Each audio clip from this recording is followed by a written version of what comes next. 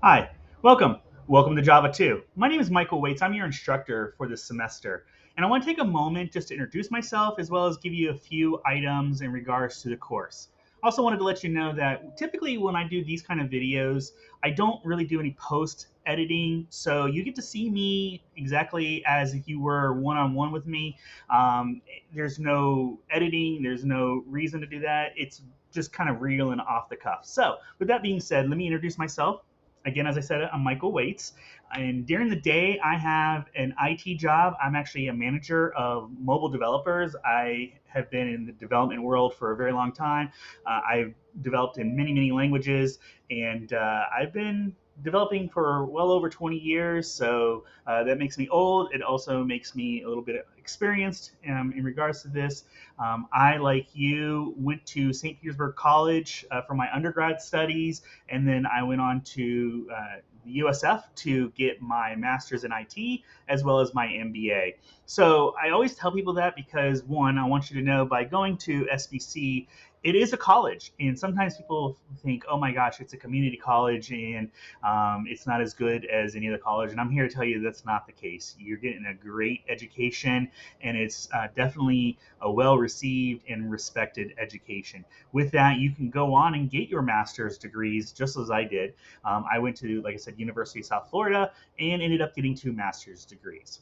So, with that, in the evening and weekends, I spend my time being an adjunct professor here at St. Pete College. And along with having been a developer for a really long time, I've also taught for quite a while. So, I hope to bring both of those experiences to you and hopefully help you through the semester. So, that kind of brings me into the next topic, and that is, how do you get a hold of me? Well, the best way to get a hold of me, believe it or not, is through email. Yes, I have a phone number, and if you go and look on the syllabus, which you by all means, you need to go look at the syllabus. You need to read the entire syllabus. There is a lot of information in there. I'm not going to cover all that information in this introduction to our course. So please make sure you go and check that out. But you'll see that there is a phone number there. And yes, I have a phone number issued to me by St. Petersburg College. However, it doesn't really go to a phone. It only really goes to a voicemail. And so the best you're going to be able to do by calling me is leave a voicemail, which then gets recorded and then sent to me via email. And then from that, I typically will respond to you via email. So the best way and the fastest way to get a hold of me is via email. Now I will tell you that, like everybody else in this world, I am a busy person and have a lot on my plate.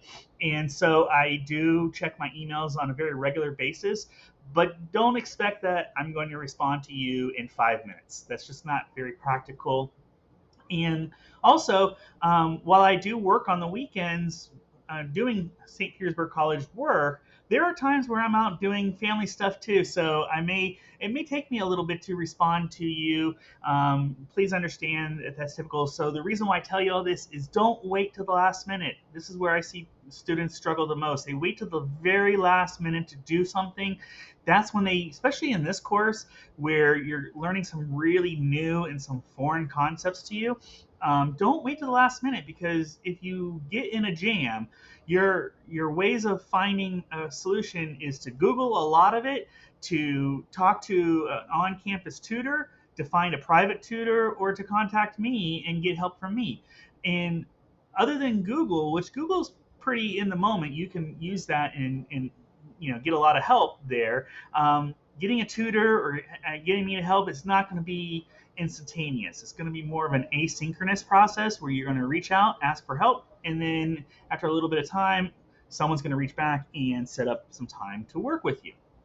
So please, please, please, please, if you're waiting till Sunday at 7 o'clock in the evening to get your work done, then you run the risk of technology issues as well as just not understanding the topic and needing help and not being able to get the help as fast as you need it, right? I will tell you that for this course, it is a quick and fast course.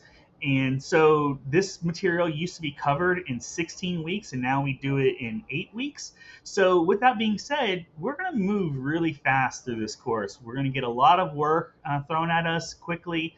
And so I always tell people, at minimum 3 to 4 hours per week, and that really is a bare minimum.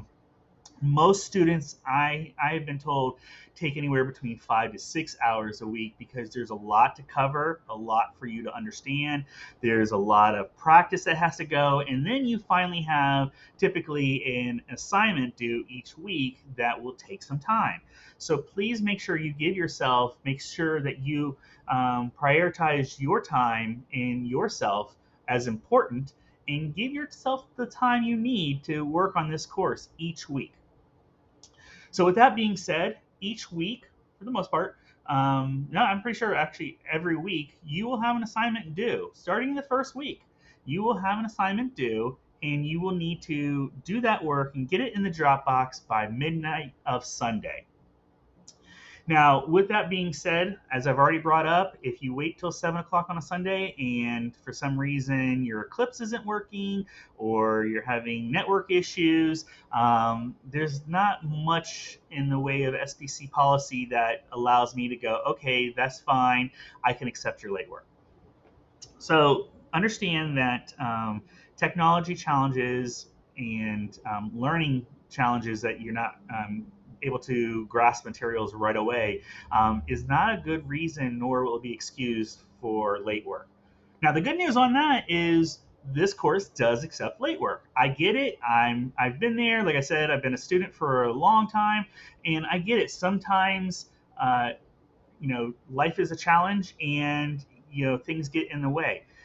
What I will tell you is, just like when you're out in the real world and working in the industry, yes, sometimes things are late, but there comes a penalty with that. And so here at SBC, in my course, your work is due midnight Sunday. However, if you turn it in Monday or Tuesday, I will take it, I will grade it, and it only costs you 10% of the grade per day. So think of that. If you turn it in on Monday, the highest score you can get is a 90% on that course. So keep that in mind. And then same thing on Tuesday. If you turn it on Tuesday, I'll take it and grade it, but the best you're going to get is an 80%. And we go down from there if there's any challenges with your assignment.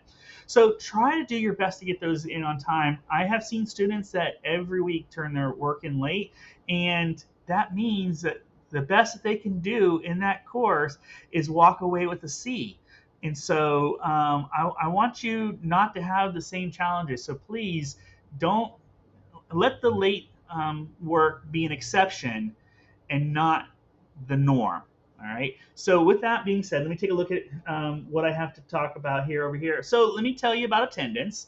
Now, with attendance, the first 2 weeks, and this is not even just an SBC policy, this is from a higher level. This has to do with federal aid and all that stuff. We have to take attendance the first 2 weeks of school.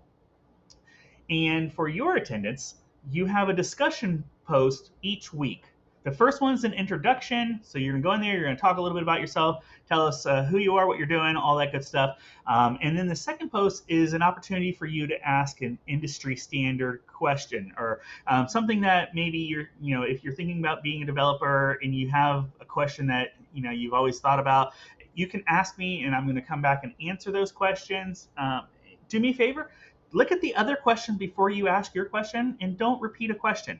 This is an opportunity to get questions answered. And so I would hate that half of you ask the same question and we just don't get as many questions answered. So take a moment, take a look to see what questions have already been asked, and then ask a question. And that's how I'm going to take attendance the first 2 weeks. So make sure you get those done, because if you are marked absent for both weeks, then you will be withdrawn from the course, and there's not much I can do to get you back into the course. So make sure you answer those discussion posts, make sure you get marked as being here, and all's good. Now, at the 60% mark of the course, I have to take another attendance, and it's simply to make sure, again, for financial aid and all these things, that you are participating in the course. You're not just taking the course to get some financial aid and going on with life, right? So we want to make sure that you are completely focused into the course. And the way I look at it is, if you have at least 70% of your work accomplished, then you are participating. Less than 70%, you're not. I will put you in for not participating, and then you immediately get withdrawn from the course. So please don't let that happen. Stay up. I will tell you, just like other topics like math and stuff like that, this course will build on itself, as well as it will build on what you learned in Java 1. So make sure that you are doing your weekly assignments, because you miss a week and then the next week will be even more complicated for you. So just take the time, get it in there. Again, make yourself a priority. You deserve to put time to your work. You deserve to do better for yourself, and so make yourself a priority as well. All right. So with that, I also like to talk a little bit about how you submit your assignments. I've already talked about how it's due Sunday, and then you get 2 days if you're late, and you with a 10% penalty each day. I do not accept work after Tuesday, right? The only way I can take work is if you have an emergency that's has been in SBC's policies of an emergency, and it has to be documented. So if you went to the hospital, something like that, you do have to document it. I don't really want to know, the details of why you went to the hospital. That's not my concern. I just have to get documentation because it's the job I've been asked to do if there is an emergency. So I've had people that were in car accidents and then had to go to the hospital, and I get that. Even down to babies being born, just get some kind of documentation so that way I can cross the T's, dot the I's, say that you had an emergency and you were unable to do your work, and then I can absolutely take late work at that point. Other than that, I can't take late work. It's not fair to all the other students that have worked their butts off to get their work in on time. It's not fair to me as a previous student who put in a lot of tough time, a lot of effort, times where maybe I didn't get to spend with my family, to making sure I got my work in on time. So there is a lot to be said about getting your work on time. And I will tell you, while if you go out and you go into the industry, yes, like I said, sometimes things are late, but it comes with a cost. And so it's really important to get things done on time in the industry. People make business decisions based on that. People make career decisions based on your timeliness. And so definitely make sure that you do your best to be on time. Also, for this course, hopefully your Java 1 course did the same way as I do it. I know some of you probably had me for Java 1, and that will make things a little easier on you. But so you know, I need your entire project submitted to the Dropbox. So there are some documented examples and instructions on how to do that. There's a video on how to do it. Take some time, make sure you know how you're submitting your homework. I typically, the first week, sometimes the second week, especially in Java 2, I will, if someone submits their assignment incorrectly, I'll let them know, hey, you didn't do it. I won't grade the paper, but I will give them an opportunity to resubmit. But typically after the second week, I just won't grade your work and I won't take a resubmission of it, right? At this point, you should really understand how to do submit your assignment correctly, and so it's important. Now, why do I need the entire project? Well, one, I don't want to take the time to take your Java files and bring them into a project and set them up and do all those things. Imagine me doing that. Most of my Java courses have anywhere between 25 to 30 students. Imagine me having to do that for all 30 students every week, times the, because I also have other classes, times the other classes I have to do. And it just gets to be this time, a lot of time that is wasted instead of grading papers and giving feedback or visiting with students to help them along. It just takes, a lot of time. Additionally, when you set up your project, you do have certain settings that you have set, whether you meant to or not, that set up your project to run a certain way. And so I want to make sure I get all of those imported in with your project as well.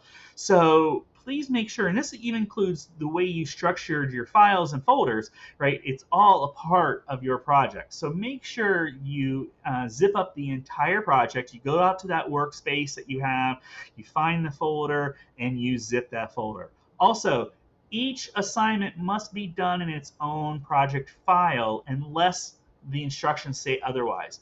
Always take the time, read all the instructions top to bottom. I know sometimes the top part of the instructions are the same, but there might be a slight change in it that you need to see. So make sure you read from top to bottom, get all the instructions, do the assignment, and then I tell everybody, and I believe it's even in the assignment, it says this: after you've done the assignment, run your assignment while you're reading the requirements again. Make sure what you've done meets the requirements. I have just way too many students that lose a point here and there, up to 10 points sometimes, because they didn't do the assignment requirements, right? It's one little thing. Maybe it says like create a random number between 50 and 100, and or very specifically, maybe it says create a random number between 50 and 100 exclusively, which means 50 and 100 should not be in there, right? So, and then I see that someone did include that as part of their random numbers, and they lose a point because they didn't follow requirements. So make sure you follow those requirements